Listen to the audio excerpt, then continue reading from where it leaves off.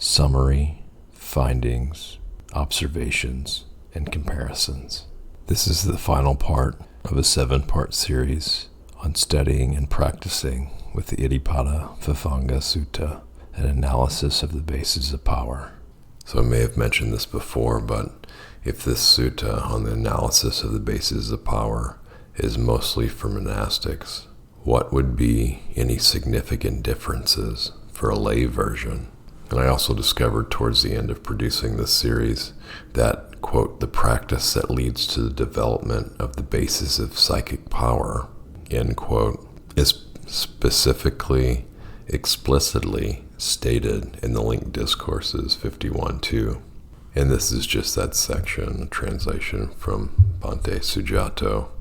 Quote, and what is the practice that leads to the development of the basis of psychic power?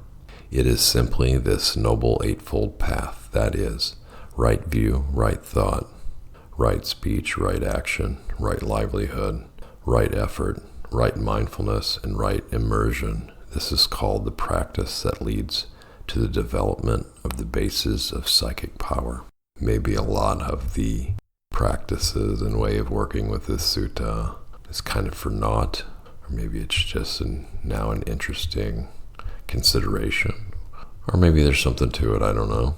So now addressing this section, quote, perceiving what is in front and behind, so that what is in front is the same as what is behind, and what is behind is the same as what is in front, are translated, quote, perceiving continuity as before, so after, as after, so before, end quote. So could this section also be somehow related to helping with seeing, knowing, and discerning the arising and passing nature of phenomenon, and or act as a type of pivot point between past and future, aka the present moment, due to keeping a perception of what is in front and behind well in hand, well attended to, well considered, well tuned, penetrated by means of discernment, or translated, the perception of continuity is properly grasped, attended, borne in mind, and comprehended with wisdom.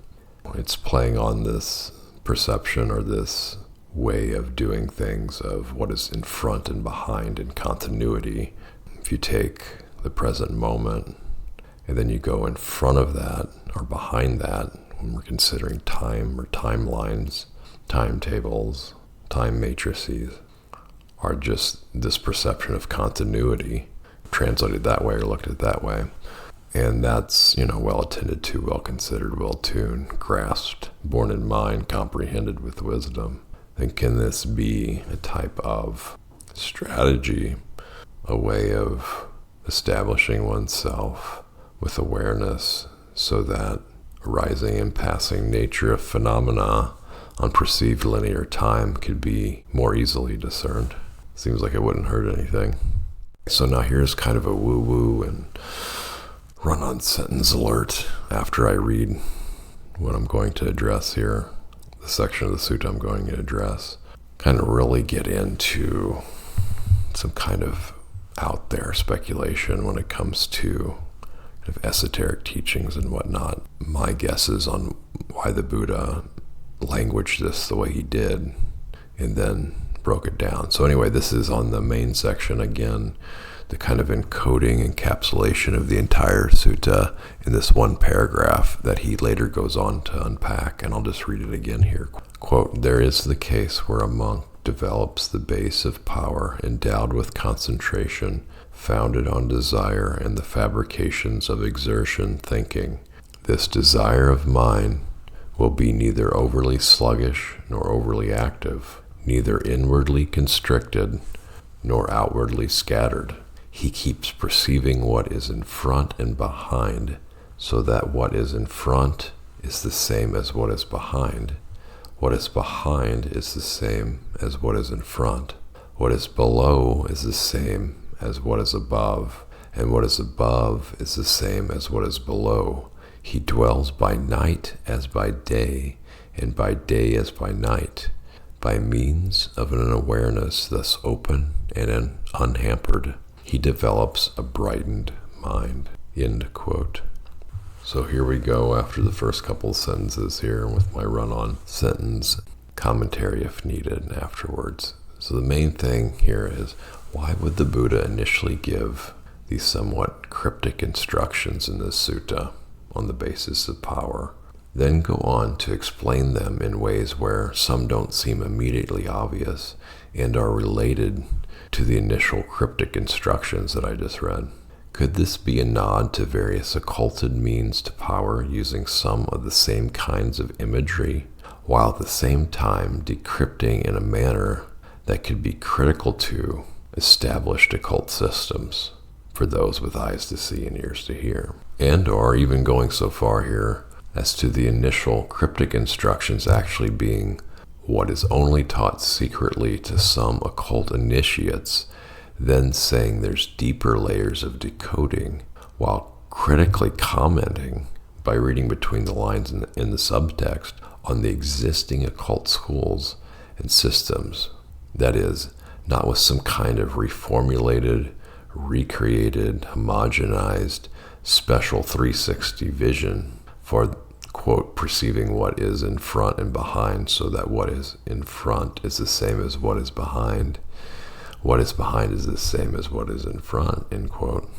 Nor is it by somehow purifying the body by rituals, because internally it's full of various kinds of unclean things, and by dwelling so, quote, what is below is the same as what is above, and what is above is the same as what is below, end quote, means not something such as combining heaven, hell, and earth, or emphasizing symbolic spats over various hierarchies, but by mindfulness to, of, and for, in a kind of way, the immediate everyday human reality of being trapped within a meat suit composed of foul things.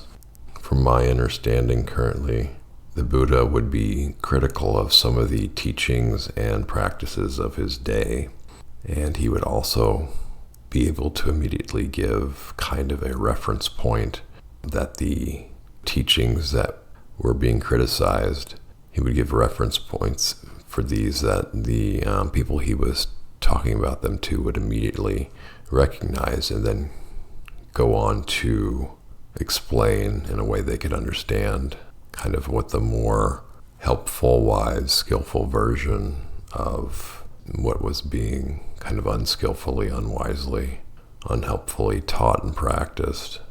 Get into kind of occult schools and esoteric schools, or even esoteric texts, especially. A lot of it's encrypted, or there's layers of meaning hidden behind certain things. So there's a kind of an exoteric version that's taken literally, and then there's symbology embedded within that a lot of times. What I'm getting at here is, could the Buddha have used this kind of language and imagery that was kind of in line with some of the esoteric and occulted schools, but then in the subtext, in between the lines, encode his understanding of these type of ways of, doing whatever occult schools do about gaining hidden wisdom and knowledge. So for example, when he says perceiving what is in front and behind, so that what is in front is the same as what is behind, and what is behind is the same as what is in front.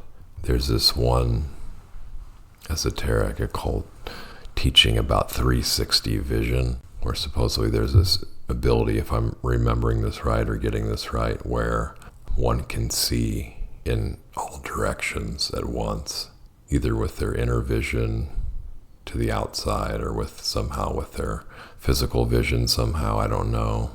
To get an idea of this, I think there's some apps where you can do a panorama or a 360 view and see in one 2D image 360 degrees around you.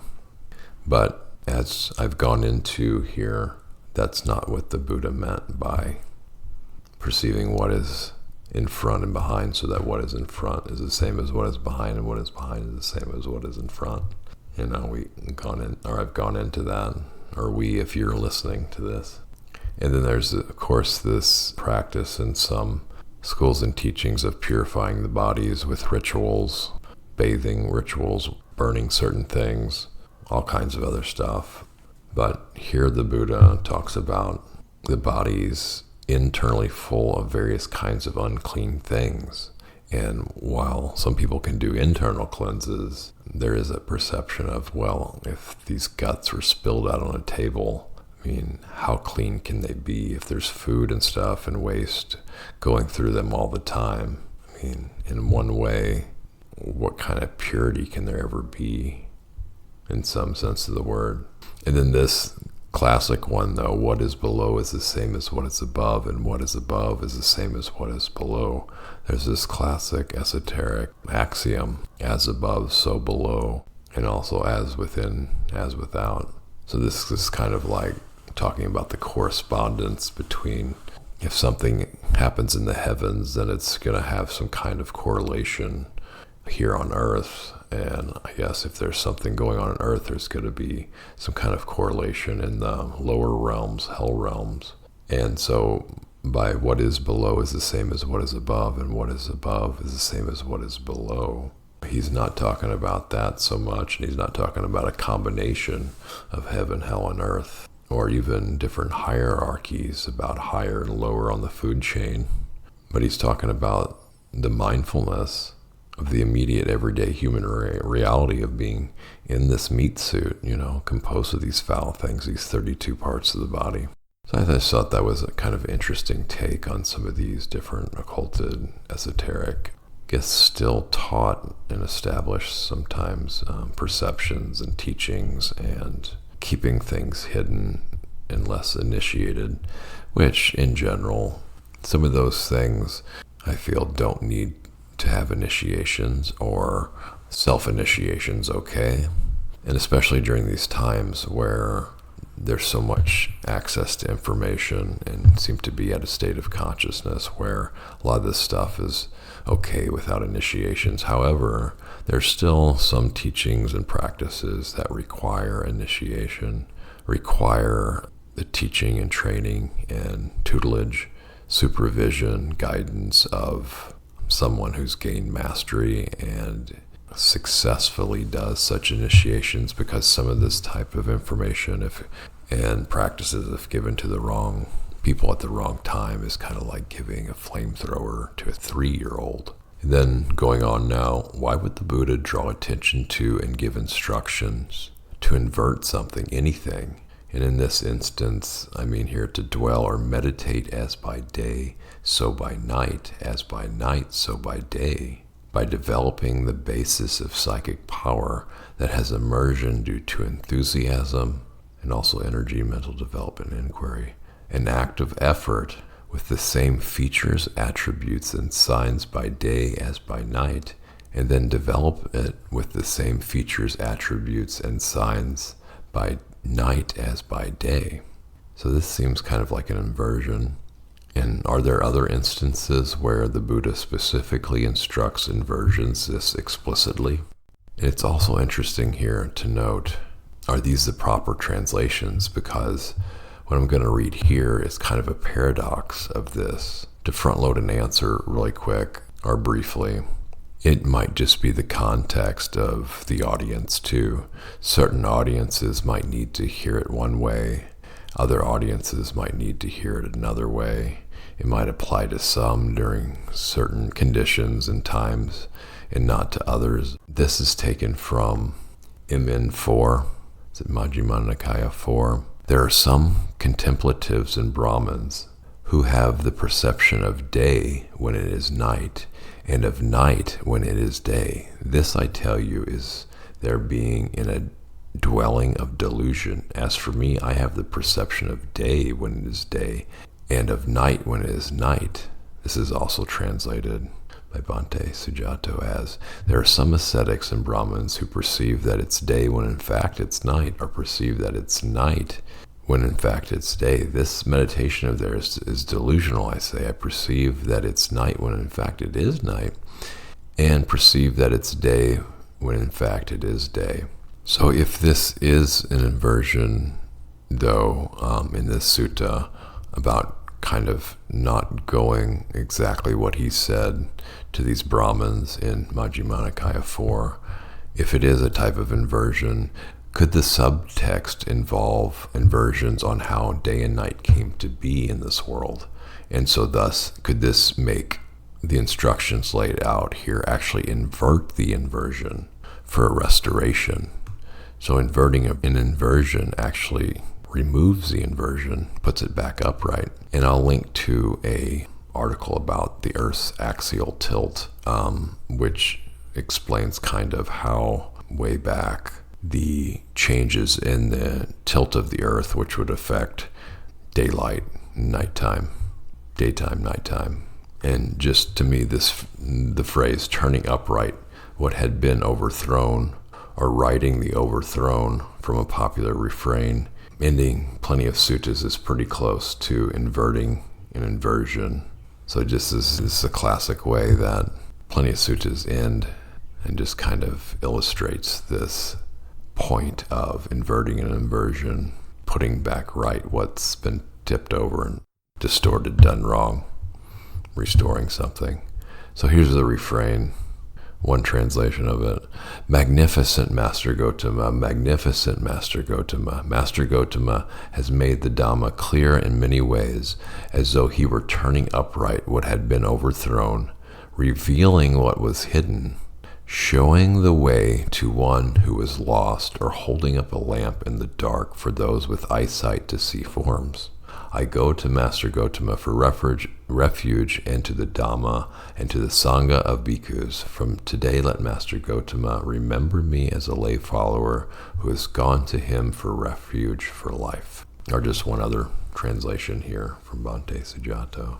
Excellent Master Gotama.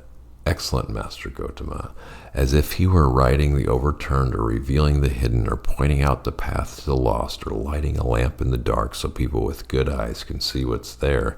Master Gotama has made the teaching clear in many ways. I go for refuge to Master Gotama for the teaching, and to the mendicant Sangha. From this day forth, may Master Gotama remember me as a lay follower who has gone for refuge for life. So another kind of nuanced consideration that probably wouldn't crop up for many in this world currently, but could doing practices or developing perceptions as mentioned here, like the perception of light, the perception of daytime at any hour of the day, well in hand and well established. The ability to do that, could that make someone a very bright light, so to speak? And so maybe dwelling as by day as by night is helpful to not draw so much attention to oneself.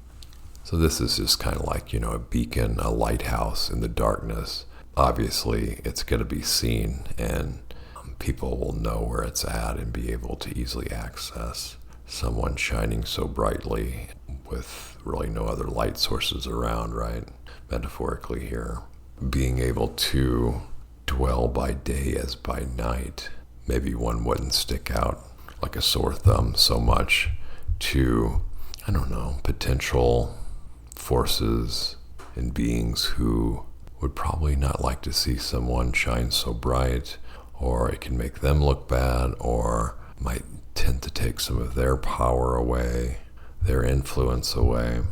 And I'd like to just read a little portion of kind of a illustration of some of the old mystery school religion, esoteric type things for some people here that are claimed to be in power, and what they are actually into, their belief systems, their viewpoints.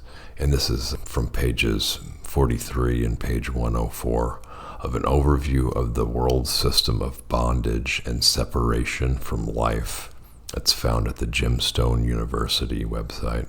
Out of this placement of king and priest as the highest offices of this world emerged the restatement of the ancient ritual of establishing two pillars at the entrance of every temple, oriented to the rising sun.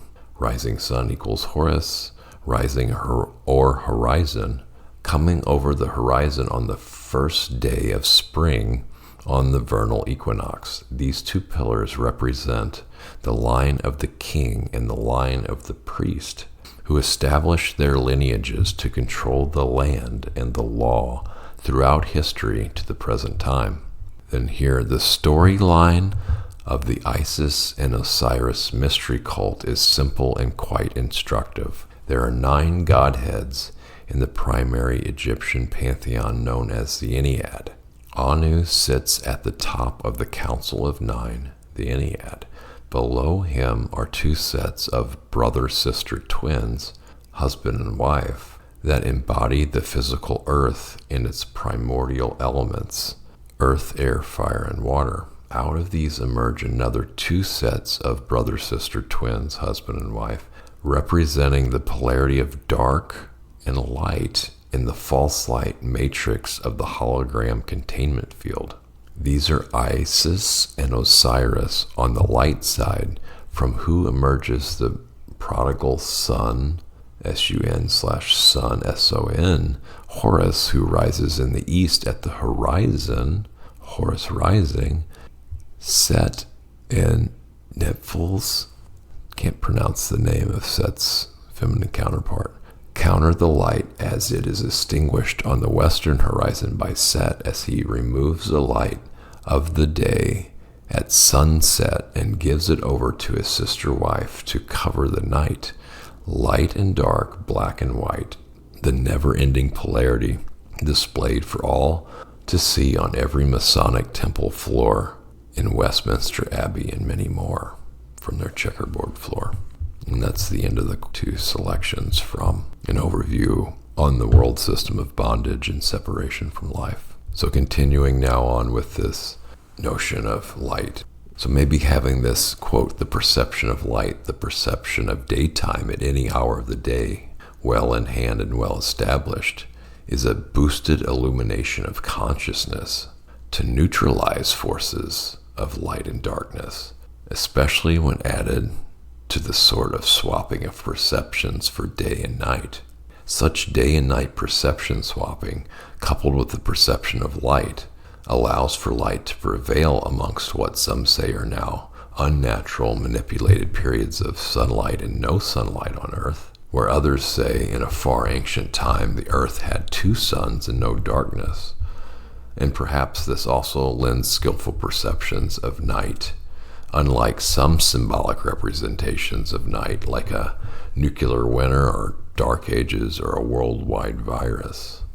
And by the way, before I come back to that paragraph I just laid out, this is an aside of 10 perceptions helpful to some who are ill from AN 1060, having the perception of inconstancy, not self, unattractiveness, drawbacks, abandoning, dispassion, cessation, a distaste for every world, an undesirability of all fabrications, and anapanasati, or mindfulness of in and out breathing.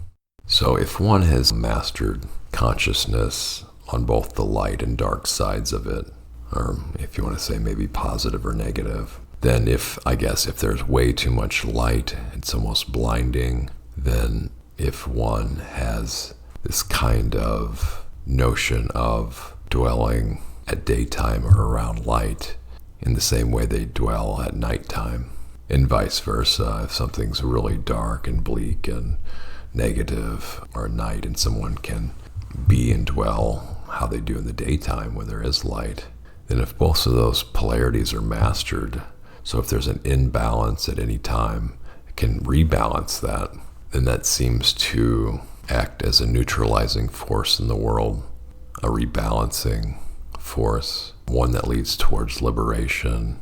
So these types of perceptions or even mass perceptions aren't as applicable, especially when they're not helpful for anything, lead to more bondage. So then if such a thing is established, and having this added notion of being able to have the perception of light, the perception at daytime, at any hour of the day, well in hand, well established, if that's added on to the swapping of perceptions for day and night dwelling, then that would kind of give the light an upper hand if it needs to.